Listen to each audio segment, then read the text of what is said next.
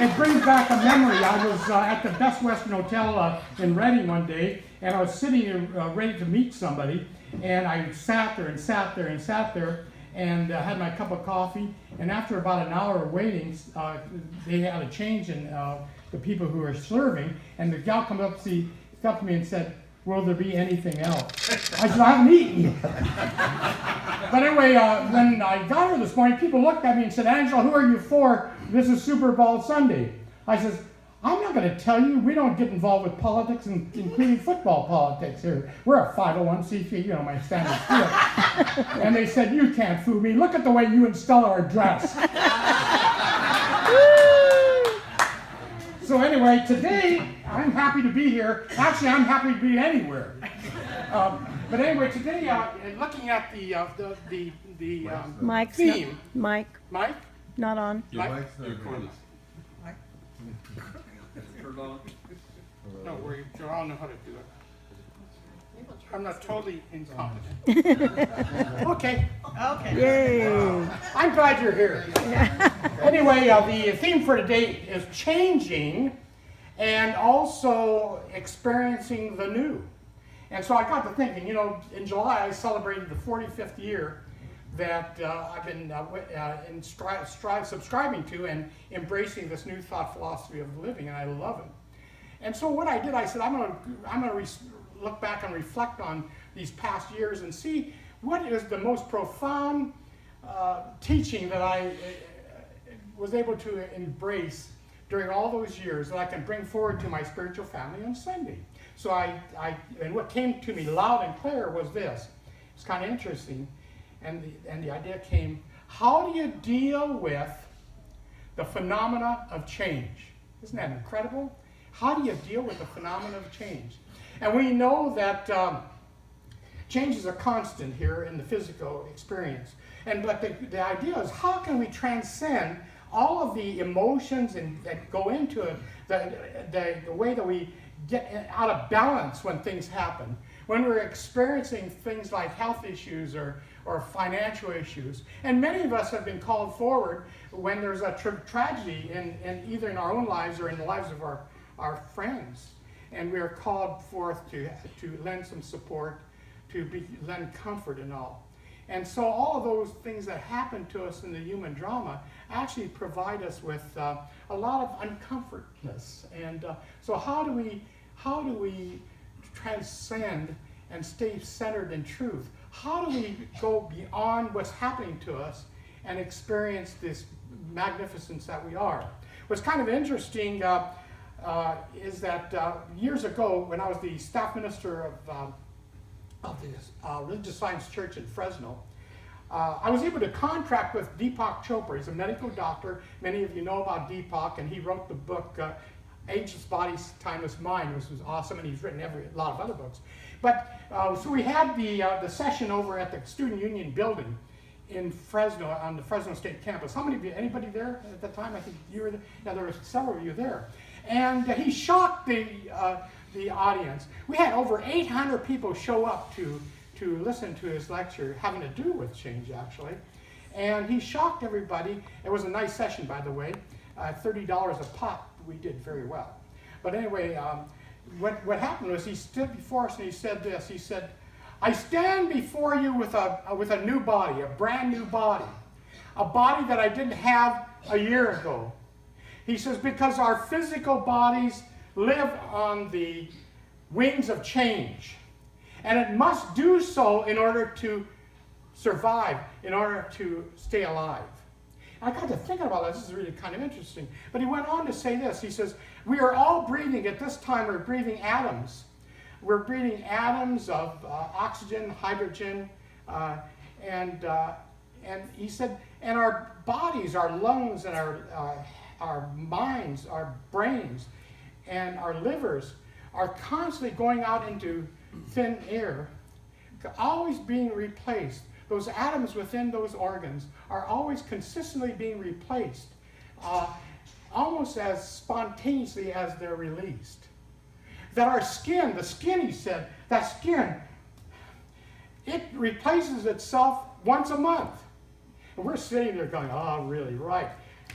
The linings of our stomachs, they change every 4 or 5 days. The liver changes every 6 weeks. And the skeleton actually changes once a year. And what he told us was change is inevitable. And change is important in the physical for it to continue to live and to survive. And he said 98%, by the end of the year, 98% of the atoms of our body have been replaced by new atoms. Isn't that incredible? Mm-hmm. I got to thinking about that. I says, if that's true, if it's true that our bodies have to experience this consistent change in order to survive and to stay alive, what about everything else? What about our life experiences? What about the circumstances and conditions that we face every day? Does it have to change too for us to actually survive? When we think about that, we take a look and we say, hey, yes. Yes. In order for us to maintain and to be able to grow in spirit, to become aware of our spirituality, then we must, in order for us to grow, we must experience change. And so what are we going to do? How do we do that? How do we transcend this constant change that brings us turmoil and sometimes fear and doubt in our lives? What do we need to do? Well, who should we contact to get an idea of where we should go? Should we go to a mystic, do you think? Or should we go to a spiritual teacher? What do you think? What should we do? Anybody have an idea? Because we need to figure this out. We're going to figure it out today. How do we do this? How do we transcend what's going on here and stay above all that and to experience the magnificence of our life? Anybody have an idea? Well, I don't think we need to go to a mystic. We don't need to go to a spiritual teacher. I want to go to baseball. You know? Yeah. Should we go to baseball? Yeah. Let's go to baseball. Yes. Well, I got to thinking about that. You know, there's a guy that was an all-star shortstop for the Baltimore Orioles. And in 1995, this person broke Lou Gehrig's record. And the record was this. The record was that Lou Gehrig actually went several years without missing a game as a player. Well, Carl Ripken, he went 13 years without missing a game. Well, you might say, oh, how's that? So big deal, 13 years, that's nothing. It is when you consider that every baseball player plays in 162 games every year. And when you do the math, Carl Ripken showed up every day, every game, and played that game 2,106 times without missing a day. Isn't that incredible? I do this as a metaphor for each of us, because every day we're facing with certain things, and we're showing up every day. But how did he, and he was asked when he broke the record back in 1995, he was asked, how is it possible that you did that every day? Didn't you have pains, and did you have things happening in your life that created disagreements with you? Didn't you have situations to made you want to say, hey, I don't want to go today? He says, absolutely. Every day I had a situation or a problem. He said, whether it was an emotional issue or whether my bones ached and I was tired, or if I had, and in those days when I was beginning, some financial difficulties and stuff, some family difficulties. I had all these difficulties occurring, but I maintained every day, and I got there for 2,106 days. What was the secret, Cal? Cal Ripken, what was the secret? How did you do it? Here's how he did it. And this is the key for today's talk. He did it by being comfortable, being uncomfortable. Isn't that incredible? Being comfortable while being uncomfortable. Now, this might seem mumbo jumbo. My dear friend Walter Starkey would say, that's double speak, Angelo. It's not double speak. It's profound. It is profound. And what that means is that's the key for us to experience this human drama. We are here to experience all of the human drama, as we say often from this podium here. But we're here to experience it. And why are we here to experience? We're here to experience so that we can grow in spirit, so we can find out about our spirituality, so that we can be that creative process that we are, so that we can be one with spirit and know the dynamics of that and to manifest our magnificence as creative beings occupying bodies. Isn't that interesting? That's good. So anyway, to move on with this, we're here to try to learn to be comfortable while being uncomfortable. What's the next step to that? The next step is this. We need to not settle for less than what we are in the moment. Now, what does that mean? We need not to settle for what we are in the moment. That means that the identity is important. When somebody's in my face or negative, or we see all this dynamics that's going on, the changing in the world events, and all the stuff that's going on, that I rise above it. And I'm here not as a participant necessarily, or not being absorbed by what's going on, but rising above it and knowing that I'm a witness to what's going on. And that as a witness to what's going on, I'm not attached to it, and I'm just experiencing it. And in my experience, I can learn how to process it to where I come closer to that identity of being one with Spirit, being all that I can be. Is that cool or not? That is. So let's clap for Carl Ripken. Because he told us the baseball told us how to do it. Now, one of the downfalls that we have when we experience the so-called negative situations is the fact that we have a conditioned mind that actually magnifies that what we call, it's like the law of separate realities. I don't know if anybody ever hear the word law of separate realities. And the law of separate realities is kind of interesting, because what we say is that two people can look at the same picture of the snowfall in a beautiful mountain scene with snow-covered mountain. One person is in joy and just thinks it's wonderful. The other person turns away from it and actually is in tears. Separate realities, looking at the same situation. And what's that mean? The first person looked at it as a joyful situation. The second person had a relative that died in an avalanche. And it brought back terrible memories.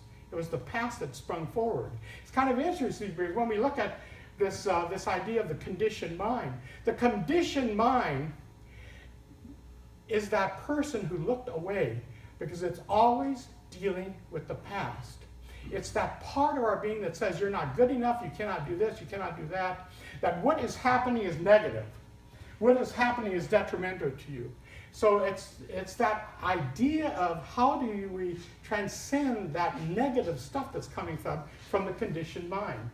And so there's a story that will kind of elaborate on some of this. That's kind of a metaphor for it. Oh, Ruth, her best friend passed on and died of cancer. And it really affected her. And so she started, this conditioned mind started thinking about that, this conditioned mind. My God, my friend got cancer. And a person who gets cancer, now this is the separate realities, looking at the situation. My friend got cancer, and therefore, I'm going to get cancer. Because people who get cancer, the vast majority of them don't make it. They don't survive, and they move on. And so Ruth started thinking in terms of, my gosh, I might get cancer. And she focused on it for a period of time.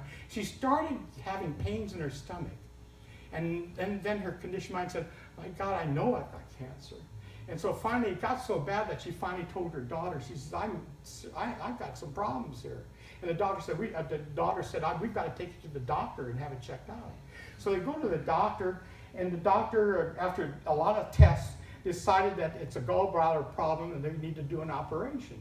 So he does the operation, the doctor opens up the wound there and took care of the gallbladder situation, but discovered that cancer had spread throughout her body, that she was loaded with cancer and she didn't have very much time to live. So he sews her up, and then the doctor meets with the daughter and says this, he says, your mother has cancer throughout her body. I don't expect her to live more than a month or two. She's in bad shape. And the daughter said this. She said, please don't tell her that. Let us tell her that. And the doctor was very reluctant to do that. And so finally he agreed to tell her. And so when she woke up, he talked to Ruth and he said, we took care of the gallbladder problem. It was a success. and now you can go home. So she goes home. Her conditioned mind, all of a sudden, something happened there. All of a sudden, things changed.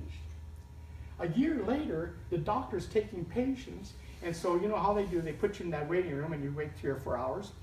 And the doctor came and took the file and looked at it, and he was shocked. It's Ruth. What the heck's going on? So he opens he enters the room, the waiting room there, the examination room, and she says, Ruth, tell me what's going on. You look healthy and you're happy. Tell me what's happened since I saw you last. And she said she said, my best friend died of cancer. And this is a change in my thinking and change in my life. And I started worrying about getting cancer and dying of cancer, and it made me upset because I didn't think any God would do that to me when I didn't have a chance to at least see and hug my unborn grandchild. She said, but when you had the operation and you found out that it was the gallbladder situation and that it was okay, it was successful, that I changed my thinking about that. And so I decided to live in gratitude from then on and never put in mind the fact that I was dying of cancer. Isn't that awesome? Mm-hmm. Let's clap for her because this is good. Ruth needs to do it. What this means to all of us is the fact that we can experience these changes, and many of us are called forth to help during situations where we need to provide comfort and support for people who we love, our own friends or relatives. But what this means is that we need to change that perception. We need to change the way we think, because how we think. Folks just mentioned that always travel in two. It brought some good memories to me. Always travel in two. We're always traveling in two. Did you know that spiritually? Mm-hmm. We're always traveling in two. Now, I might be just Angelo walking down the street, but I'm traveling in two. Because the spiritual creative energy has to do with the directive mind and the subconscious mind working together. We call that co-creation. A lot of folks don't understand what co-creation means.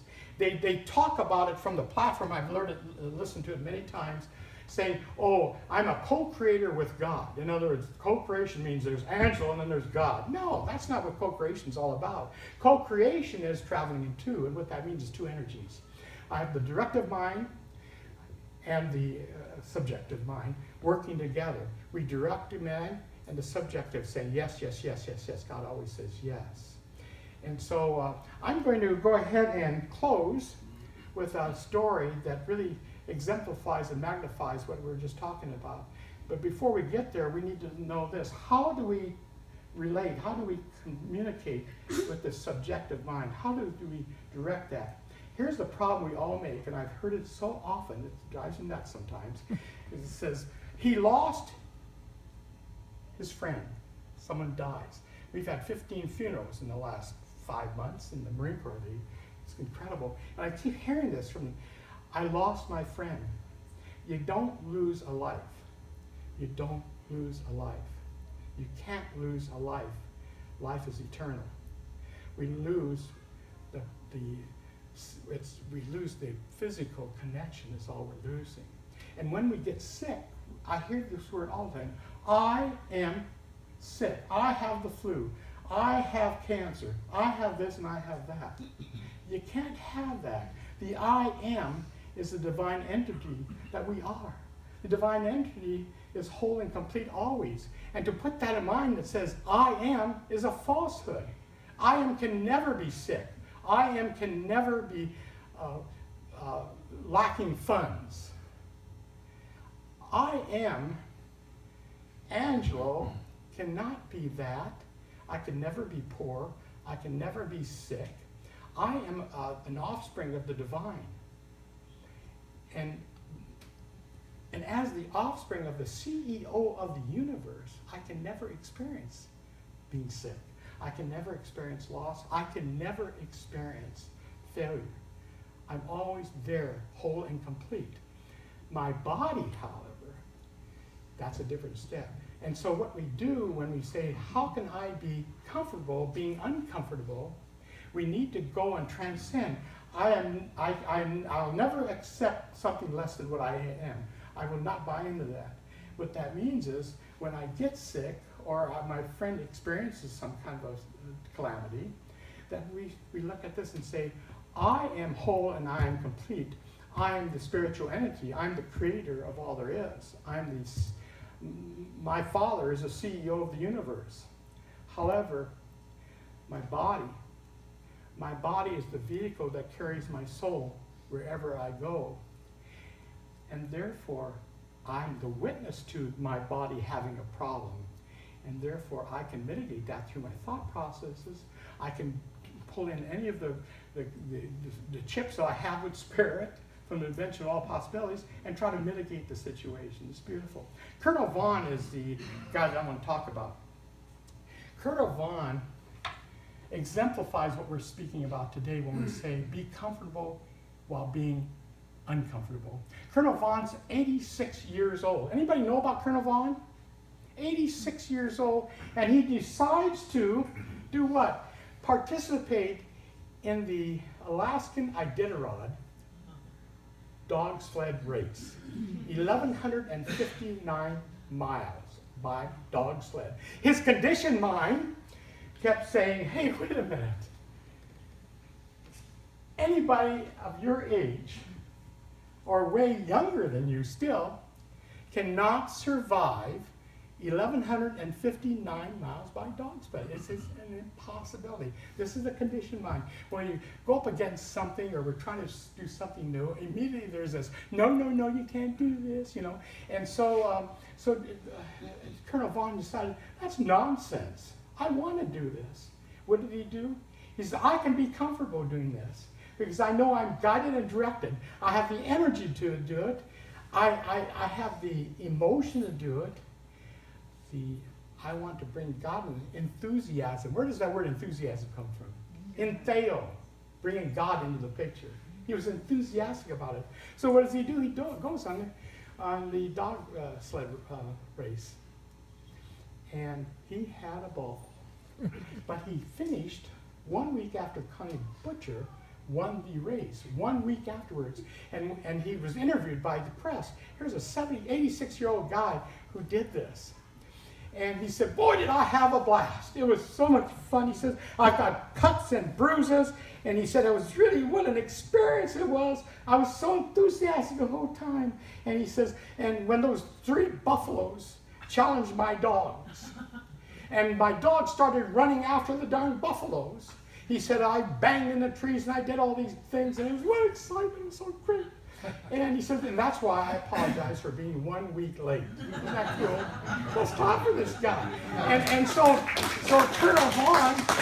Colonel Vaughn, 3 years later, now he's 89 years old, and Colonel Vaughn had a heart's desire, and he had it for 65 years, to climb a high mountain. So there's a mountain there in Antarctica that was 10,300 feet tall. Hard mountain. And so at the age of 89, he climbed, and it was Admiral Beard, named it after, it's called Vaughn's Mountain in the Antarctica. He climbed that little bugger, 89 years old. Now that's the inspiration I need to hear when I say, yes, and I can be comfortable being uncomfortable. I know I can do that. I know that I'm here to experience the whole, I don't want to say enchilada, I see that too much, but the whole enchilada of human life. I'm here to experience it, and by experiencing all this, I don't put labels on it. Oh my God, 1,159 miles, oh, I don't know if I can do that. No. I bring enthusiasm into the picture. In Theos, bringing God into the picture. I rise above it. I transcend all that stuff. And I experience my greater good. And what that greater good is how do we express and sunshine our beautiful magnificence while dealing with this human drama as eternal spiritual beings created in nature. Thank you.